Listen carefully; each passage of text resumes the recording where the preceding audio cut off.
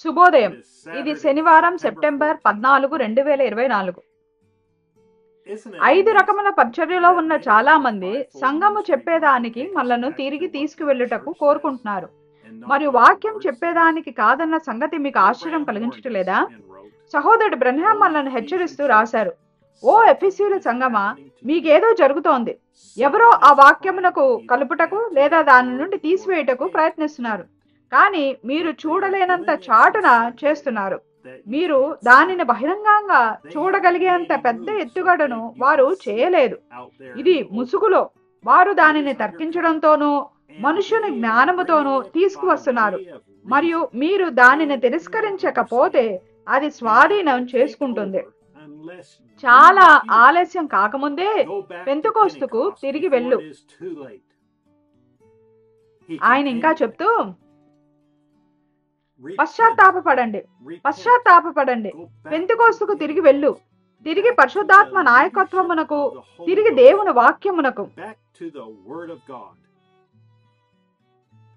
Reverend బ్రన్హాం tape లో ఇలా మాట్లాడాడు, ఒక ప్రవక్త ఆయన వాక్యాన్ని మాట్లాడినట్లు. ఇది ప్రవక్త యొక్క వాక్యం కాదు, ఇది దేవుని వాక్యం. చూడండి, ప్రవక్త ద్వారా. ఇప్పుడు బ్రన్హాం టాబర్నికల్ నుండి పక్షరాజులు కూడుకొనుచున్నవి లేక కేవలం ఒక ప్రవక్త మాటలు కాదు, యేసుక్రీస్తు వధువైన మీ కోసం మరియు నా కోసం దేవుని వాక్యం. ఇక్కడ దేవుని సేవకుడు మరియు ప్రవక్త సహోదరుడు జోసెఫ్ బ్రన్హాం ఉన్నారు.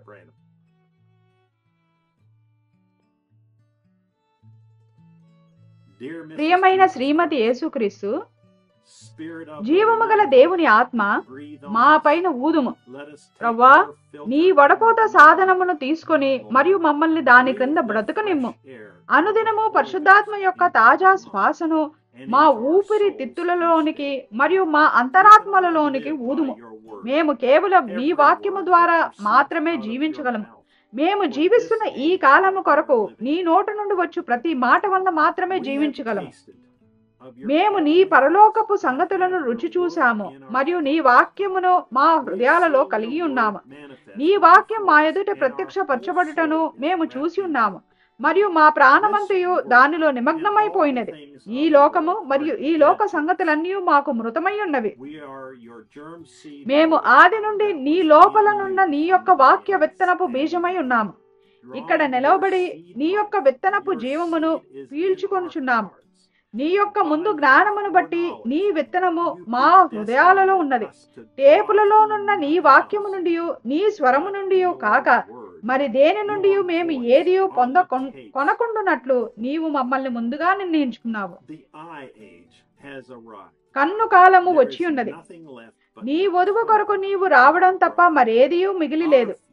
నీ వాక్యమే మా వడపోత సాధనమై ఉన్నది. మలాకి 4 యెహోవా ఇలాగు సెలవిచ్చుచున్నాడు, మేము మా హృదయాలలో నీ వాక్యమును విత్తుకొని మరియు మేము కుడికైనను లేదా ఎడమకైనను తిరగకుండా మా జీవిత కాలమంతయు దానికి నమ్మకముగా బ్రతుకును ఉద్దేశించుదుము గాక. తండ్రి, జీవము గల పరిశుద్ధాత్మను మా మీదికి పంపించుము మరియు మేము నిన్ను ప్రత్యక్షపరచునట్లు నీ వాక్యమును మాయందు పురిగొల్పుము.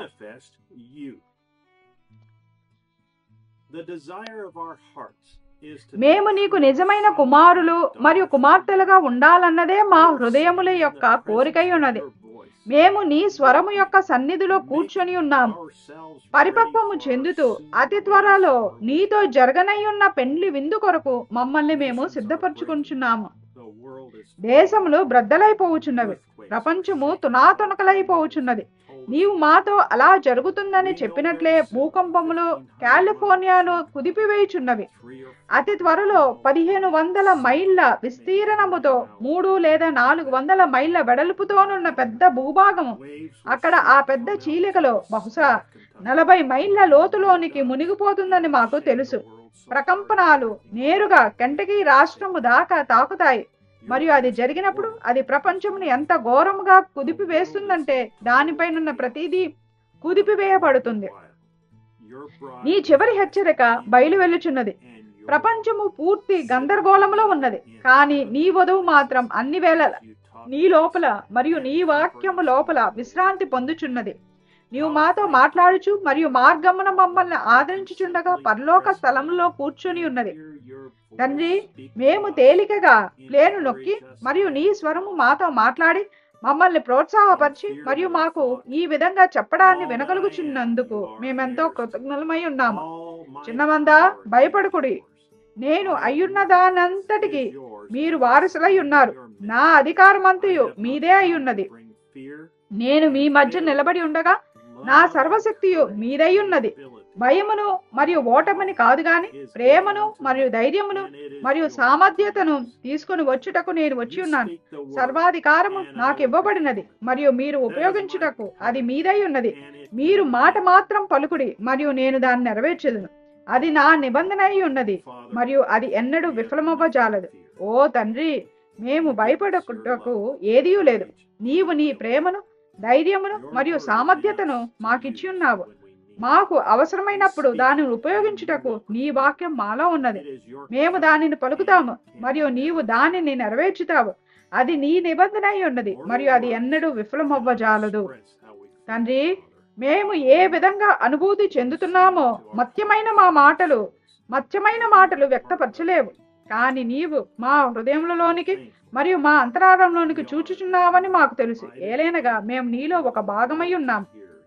ఈ అంత్యకాలంలో నీ స్వరమును వినడానికి లోకమునకు నీవు ఒక మార్గమును ఏర్పాటు చేసినందుకు మేమెంతో కృతజ్ఞులమై ఉన్నాము. నీవు మా కొరకు తిరిగి వచ్చేదాకా మమ్మల్ని పోషించుటకై దాచబడిన గొర్రెపిల్ల ఆహారమును నీవు మాకు అందించుచుండగా నీ యొక్క వర్తమానికుడైన దూత చెప్పేది వినుటకు వచ్చి చేరమని ప్రతి వారము నీవు ప్రపంచమును ఆహ్వానించుచున్నావు. తండ్రి, మేము నిన్ను ప్రేమిస్తున్నాము. సహోదరుడు జోసెఫ్ బ్రెన్హామ్. వర్తమానం 65-08-22 ఈ ఆలోచన పరుని వడపోత సాధనం. సమయము మధ్యాహ్నం 12 గంటలు. జెఫర్సన్విల్ కాలమానం ప్రకారంగానే. లేఖనములు సంఖ్యాకాండము 19-9 ఎఫెసీలు 5 22-26 దీనితో పక్షరాజులు లేఖ ముగిసినది.